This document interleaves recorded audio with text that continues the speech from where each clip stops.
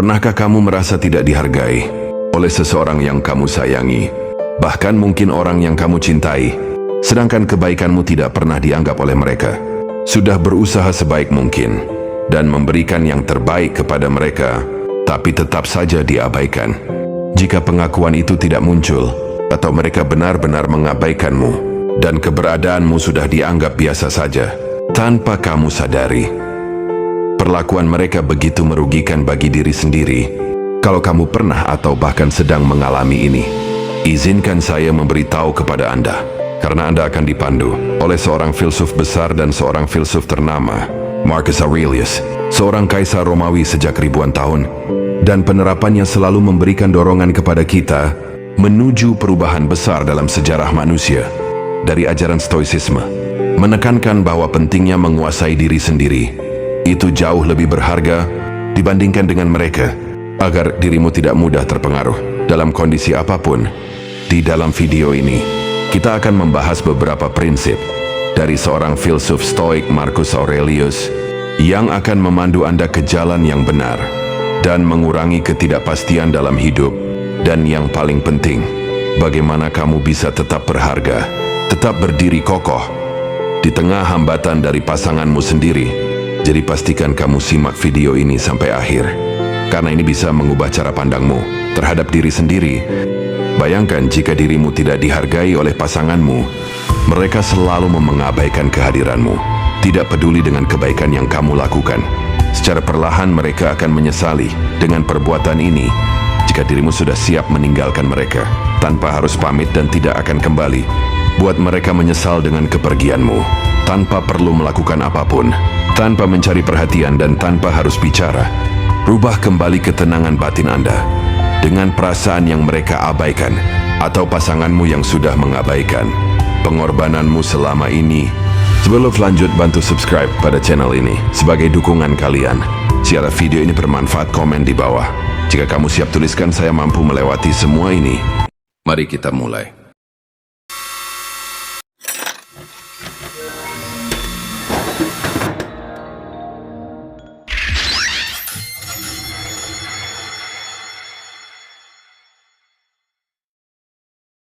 Langkah pertama, hidup dengan integritas dan kebajikan. Menurut Marcus Aurelius, orang yang sulit dilupakan adalah mereka yang hidup dengan prinsip yang kuat. Mereka tidak tergoda oleh pujian orang lain. Marcus Aurelius, seorang filsuf Stoik, mengajarkan bahwa seseorang menjadi sulit dilupakan bukan karena mereka mencari perhatian, tetapi karena mereka hidup dengan kebajikan, kebijaksanaan, dan ketenangan batin. Ini berarti ketika kamu menjalani hidup dengan ketenangan, tanpa tergoyahkan oleh opini orang lain, namun pada saat itu, kita harus bisa menarik kembali rasa percaya diri kita yang selama ini hilang dan terabaikan oleh perlakuan mereka yang tidak sama sekali menganggap, bahkan mungkin ini sebagai jebakan belaka. Dalam perjalanan hidup Anda, dalam ajaran Stoikisme, pergi untuk sesaat, diam untuk tenang, dan kembali untuk menemukan jalan. Ini artinya, kaum Stoik percaya bahwa ketika kamu terus melakukan hal yang benar, bahkan tanpa pengakuan dari orang lain, dampakmu akan bertahan lama dalam ingatan orang lain, atau bahkan pasanganmu sendiri. Sulit untuk melupakan kebaikanmu. Inilah cara Stoik, cara menerapkan prinsip atau langkah awal dalam ketenangan hidup Anda. Langkah kedua, ketertarikan ingin kembali.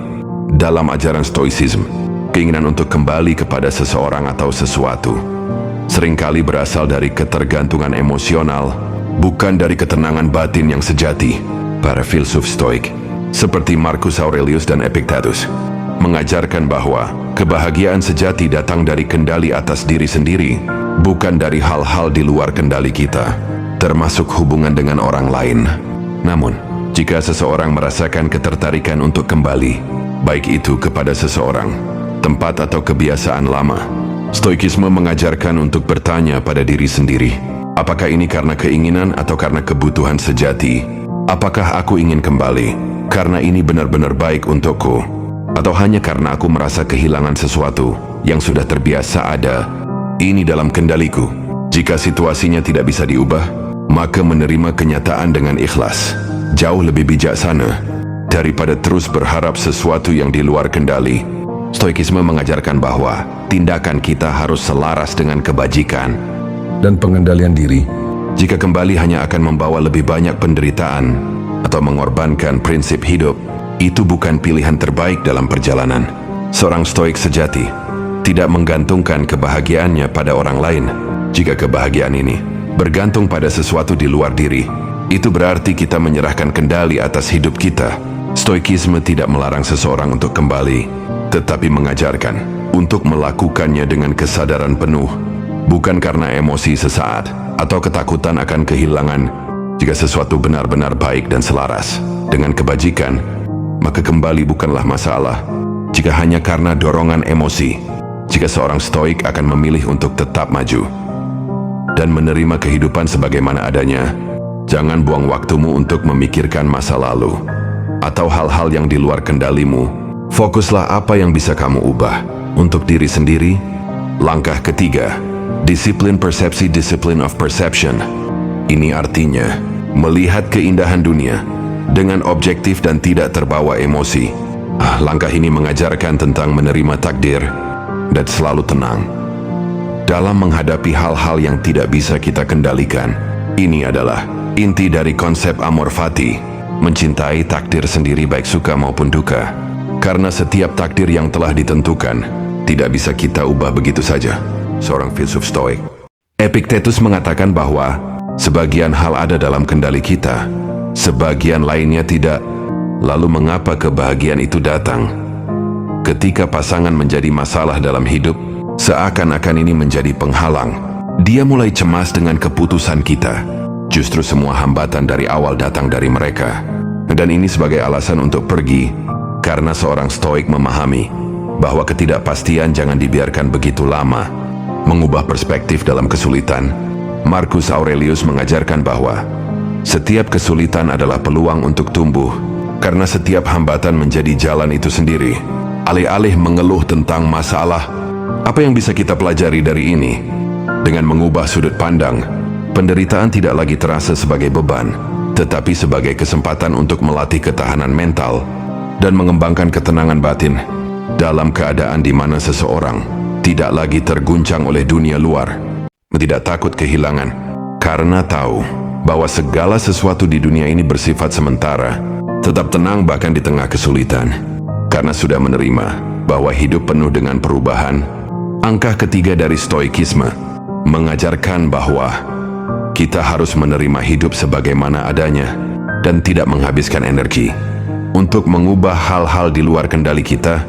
Dengan disiplin, kita bisa mencapai kedamaian batin, tetap tangguh dalam menghadapi cobaan, dan menjalani hidup dengan lebih tenang serta bermakna. Langkah keempat, menyesuaikan diri dan tetap disiplin.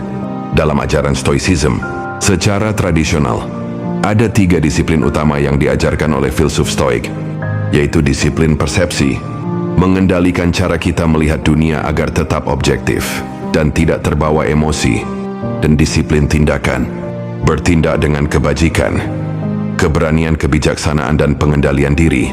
Yang ketiga, disiplin kehendak, menerima hal-hal di luar kendali dengan ketenangan dan ketabahan. Jika ingin membayangkan adanya langkah keempat dalam stoikisme, maka langkah ini bisa disebut sebagai disiplin refleksi.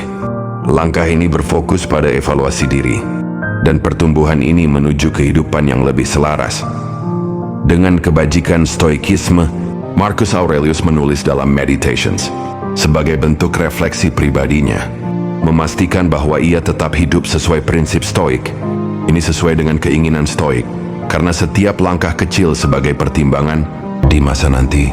Karena penyesuaian ini perlu diterapkan dalam kehidupan sebagai simbol ketenangan batin dan tetap fokus pada perubahan yang terjadi. Sebelum lanjut ke pembahasan berikutnya, bantu subscribe pada channel ini.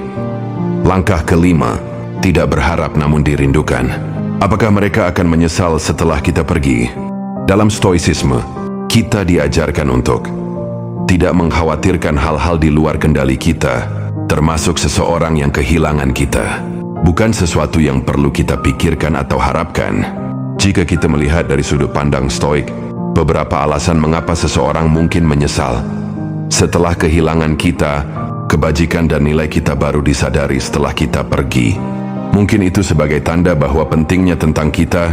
Stoikisme mengajarkan bahwa kita harus hidup dengan kebajikan, berbuat baik, jujur, dan adil, tanpa mengharapkan imbalan dari siapapun. Ketika kita telah memberi yang terbaik, tetapi orang lain tidak menghargainya, itu adalah masalah mereka, bukan beban kita. Setelah kita pergi, mereka mungkin baru menyadari bahwa tidak semua orang memiliki ketulusan yang sama.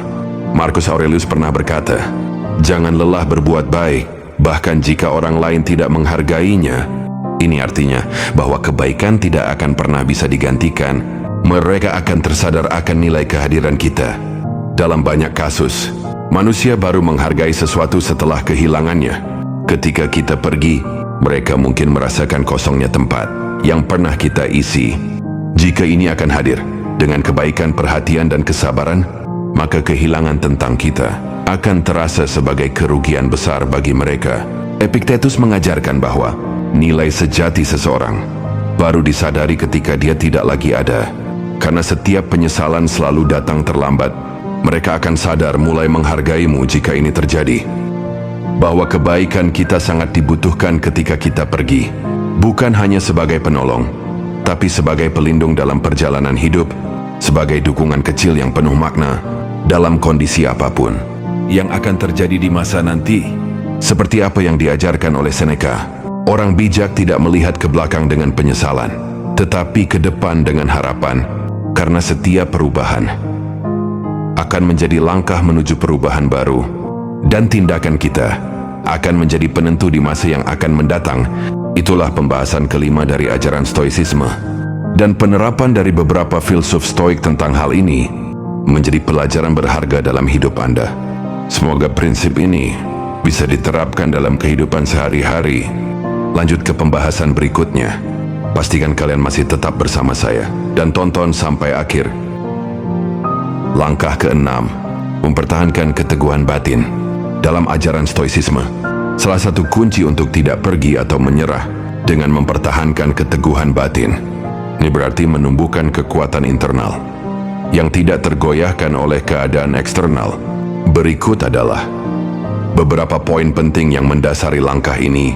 Fokus pada apa yang dapat dikendalikan. Stoicisme mengajarkan bahwa kita harus mengarahkan perhatian pada hal-hal yang berada dalam kendali kita dengan mengalihkan fokus dari hal-hal di luar kendali, seperti opini orang lain atau peristiwa tak terduga, dapat mempertahankan kestabilan emosional dan tidak mudah tergerak untuk pergi dari jalan yang telah kita pilih. Penerimaan terhadap ketidakpastian, mengingat bahwa segala sesuatu di dunia ini bersifat sementara. Stoik menekankan pentingnya menerima kenyataan tanpa melawan. Penerimaan ini tidak berarti pasif, tetapi lebih kepada pengakuan atas kenyataan bahwa beberapa hal memang di luar kekuasaan kita, sehingga kita tetap teguh dalam menghadapi badai kehidupan. Pengembangan kebajikan dari Stoicisme menempatkan nilai tinggi pada pengembangan karakter, kebajikan seperti keadilan dan kebijaksanaan, dengan berfokus pada pertumbuhan pribadi dan nilai-nilai. Langkah ini mengajak kita untuk terus menguatkan diri dari dalam, karena setiap pertumbuhan berawal dari pikiran. Dari ajaran Stoicisme, kita bisa memahami tingkat emosional yang kuat untuk menemukan jalan terbaiknya. Begitu juga dengan prinsip dasar dari Marcus Aurelius untuk tidak direndahkan oleh orang lain maupun pasangan sendiri. Ini adalah rahasia Stoicisme. Berani hadapi tantangan dalam perjuanganmu untuk menaklukkan hati seseorang dengan mengubah sudut pandang dari ajaran Stoicisme. Kita bisa memahami tingkat kedisiplinan pada hidup sendiri. Lakukan selagi mampu dalam mengatasi hal penting dalam masalah yang dihadapi, karena seorang lelaki yang berjiwa stoik tidak mudah rapuh untuk menghadapi tantangan, terus berjuang sampai titik akhir. Selagi ada waktu untuk melihat masa depan yang lebih baik, ingat langkah kecil sebagai pertimbangan yang kamu lakukan tanpa harus bicara dengan siapapun, termasuk keluarga besar mereka yang sudah menyakiti perasaanmu. Sejak kamu hadir dari bagian mereka, itulah 6 langkah dari ajaran Stoicisme tentang hal ini, sebagai jawaban dari sebuah perjalanan